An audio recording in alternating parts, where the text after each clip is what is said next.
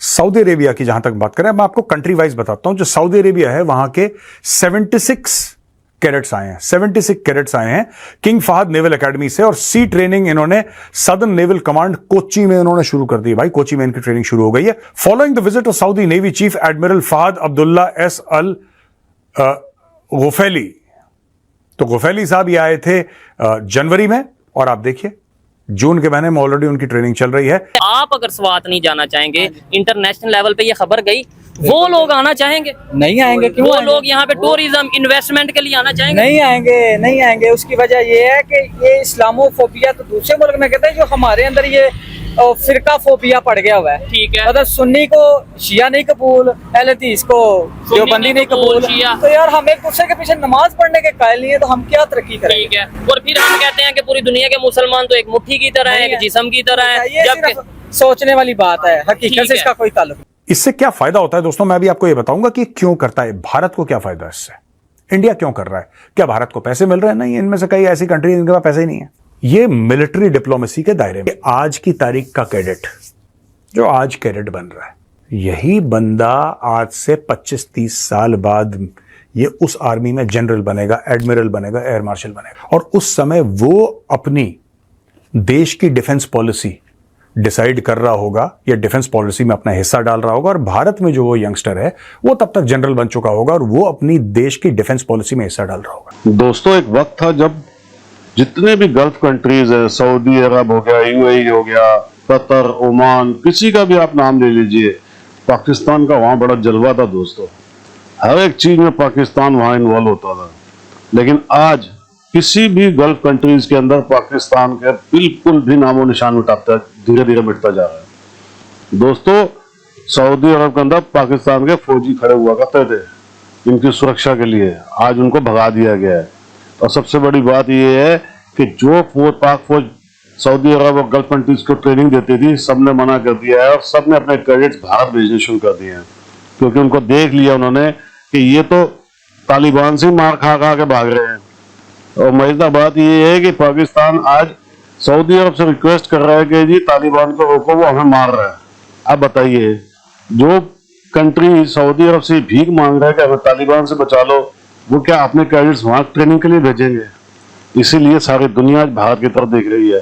और भारत, आपको पता है ना कि ऐसा नहीं है कि पैसे दे दो जी, भारत सब कुछ करता है, भारत बहुत कुछ देता है और निस्वार्थ करता है। आप भी कमेंट्स कीजिएगा दोस्तों, वीडियो को लाइक और चैनल को सब्सक्राइब जरूर कीजिएगा। Thank you very much. अब ऐसा लगता है कि जैसे एक बाढ़ सी आ गई है। अनेकों फॉरेन कंट्रीज के कैडेट्स को इंडियन आर्मी, इंडियन नेवी और इंडियन एयरफोर्स ट्रेनिंग दे रहे हैं। कोई जहाज चलाने की, कोई सबमरीन की, कोई वॉरशिप की, कोई कह रहा है कि हम तुम्हें counter insurgency and jungle warfare की ट्रेनिंग देंगे। जो वेरांगटे में है CIJW, वहां पे ट्रेनिंग चल रही है। किसी के हाई एल्टीट्यूड वॉरफेयर में चल रही है। अलग अलग लोगों को अलग अलग पैकेजेस दे के, अलग अलग जिसको कहते हैं कि ना स्पेशलाइजेशंस में दोस्तों उनकी ट्रेनिंग चल रही है। आज की रिपोर्ट का ये बहुत बड़ा हिस्सा है। रिपोर्ट में और भी कुछ है, लेकिन ये बहुत बड़ा हिस्सा है। ये देखिए साहब, advance weapon system, diesel electric submarines, supersonic fighter jets, इन सब में इंडिया लोगों को ट्रेन कर रहा है। और ये कैडेट हैं, ये गल्फ कंट्रीज के हैं, ये आसियान कंट्रीज के हैं, अफ्रीका के हैं और नेबरिंग कंट्रीज के हैं। They might train with the Indian Army, but they are not commissioned into the Indian Army. But having said that, ये बहुत जरूरी चीज है जानना कि आसियान कंट्रीज हैं, अफ्रीका है, गल्फ है, अब इसमें से भरमार सी इनकी होने लगी है। जो हमारे टाइम पे होता था और अब होता है, उसमें जमीन आसमान का। हमारे टाइम पे भी होता था, ऐसी बात नहीं है। IMA में जाते थे फॉरेन कैडेट्स। आपको पता नहीं ये बात पता है कि नहीं पता है, एक स्टैनिक्जाई करके अफगान तालिबान के हैं। स्टैनिक्जाई उस जमाने में वो अफगान आर्मी में थे, वो तालिबान में बाद में गए, वो अफगान आर्मी में थे। वो आए, उनकी ट्रेनिंग स्टैनिक्जाई, आज की तारीख में वो I think he is the deputy foreign minister of in the Taliban regime, deputy foreign minister ऐसी कुछ है। He was trained at the IMA and is very senior वाली। अब देखिए सऊदी अरेबिया की जहां तक बात करें, मैं आपको कंट्री वाइज बताता हूं। जो सऊदी अरेबिया है वहां के 76 कैडेट्स आए हैं, 76 कैडेट्स आए हैं किंग फहद नेवल एकेडमी से, और सी ट्रेनिंग इन्होंने सदर्न नेवल कमांड कोची में इन्होंने शुरू कर दी। भाई कोची में इनकी ट्रेनिंग शुरू हो गई है। टोटल 76 सऊदी कैडेट्स आए हैं। Following the visit of Saudi navy chief admiral Fahad Abdullah S Al Ghufaili. तो गुफैली साहब ये आए थे जनवरी में, और आप देखिए वो जनवरी में आए, ओके हुआ, डन हुआ, जून के महीने में ऑलरेडी उनकी ट्रेनिंग चल रही है। 76 सऊदी कैडेट्स आए हैं।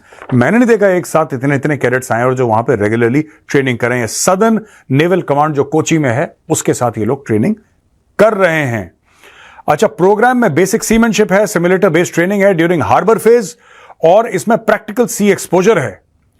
और this is the second Saudi Royal Navy batch after 55 cadets trained in May June last year.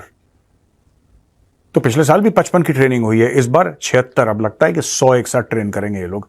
इससे क्या फायदा होता है दोस्तों, मैं भी आपको ये बताऊंगा कि क्यों करता है, भारत को क्या फायदा है इससे, इंडिया क्यों कर रहा है। क्या भारत को पैसे मिल रहे हैं? नहीं, इनमें से कई ऐसी कंट्री जिनके पास पैसे ही नहीं है।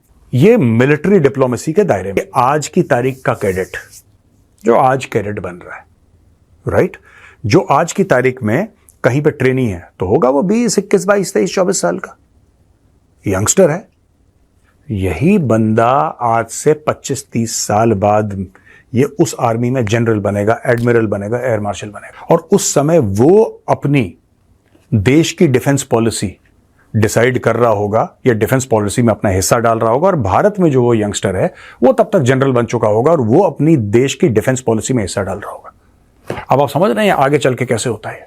इससे देशों की दोस्ती बढ़ती है, जाहिर सी बात है। इसमें मिलिट्री डिप्लोमेसी है, इसमें कई सारी चीजें हैं, इन्फ्लुएंस है, कई सारी चीजें हैं। लेकिन एज अ फौजी मैं आपको बताता हूं, एज अ फौजी जो बेसिक चीज है ना, वो जो ब्रदरहुड है, वो जो कमराडरी है, वो जो एक फीलिंग है कि यार हाँ यार ये जो बंदा था ये मेरा कोर्समेट है यार, he is my coursemate and he is a colonel in the Saudi army. अगर कोई बोलता है तो he is a colonel in the Saudi army. वो जब इंडियन आर्मी का ऑफिसर सऊदी अरेबिया जाएगा, when he goes to Saudi Arabia, इतने सालों के बाद, 20 साल के बाद वो सऊदी अरब पहुंचता है और वहां पे उसका जो कोर्समेट है, he is a colonel there, for example I am just saying, मुझे नहीं पता उनके प्रमोशंस कैसे होते हैं, but he is a colonel there. He will insist कि तुम मेरे घर में आके रहोगे, बिकॉज उसके लिए वो सगे भाई जैसा है। क्या वजह है कि पाकिस्तान से बहुत तेजी से नौजवान बाहर जाते नजर आ रहे हैं? ये बात तो आप पहले एक्सेप्ट करेंगे कि वो हर बंदा चाह रहा है बाहर चले जाए। जी बिल्कुल, आपकी बात बिल्कुल ठीक है, मैं एग्री करता हूँ आपकी बात से। हमारे पास जो नौजवान स्टूडेंट्स आते हैं वो कहते हैं कि जी हमें यहाँ पे बेरोजगारी का सामना है, किसी भी तरह बाहर भेज दो, किसी भी तरह हमें या स्टडी या किसी भी तरीके से हमारा वीज़ा लगवा दे, हम बाहर जाकर अपना वहाँ पे रोजगार तलाश करें और अपनी फैमिली को सपोर्ट करें और अपना मुस्तकबिल जो है उसको रोशन करें। ठीक है। अच्छा, ये वीडियो बड़ी इंटरेस्टिंग इसलिए भी होने वाली है, ये सर से हम ये भी पूछेंगे 2-3 कंट्रीज जो कि मेजर कंट्रीज हैं उनका नाम लेके, और आपको आइडिया होगा कि पाकिस्तान से अगर लेट्स सपोज कनाडा जाना हो, लेट्स सपोज यूएसए जाना हो या दुबई जाना हो या किसी भी कंट्री जाना हो, कितने पैसे लगते हैं। सिंपल सा, सबसे पहले तो ये बताएं, पाकिस्तान से दुबई अगर विजिट के लिए जाना हो कितने पैसे लगते हैं? पाकिस्तान से अगर दुबई आप विजिट करना चाहते हैं तो इसमें तकरीबन 1-1.5 लाख रुपए का खर्चा है। वो आपने टिकट और वीज़ा जो आता है, सिर्फ आने जाने का, वहाँ रहने का नहीं? वहाँ रहने का नहीं, वो आपको 15 दिन का वीज़ा देंगे। ठीक है। उसके बाद 1 महीने का आता है, उसमें आप तकरीबन थोड़ी सी रकम ज्यादा करनी है। ठीक है, यानी ओवरऑल 15 यानी 1.5 लाख में 15 दिन सिर्फ आने जाने का। अगर कनाडा मैंने स्टडी के लिए जाना हो पाकिस्तान से तो कितने पैसे लगेंगे? जी, वहाँ पे अगर स्टडी वीज़े पर आप कनाडा जाना चाहते हैं तो उसके लिए तकरीबन $25,000 मिनिमम जो है ना वो फीसिस वहाँ की स्टार्ट होती हैं। $25,000। और ये मैं आपको बता दूं, ये तो तकरीबन 70 लाख रुपया बन रहा है। मैं तो सुन रहा, मुझे ये था 20-30 में चले जाते हैं। जी 20-30 वाला सिस्टम नहीं है।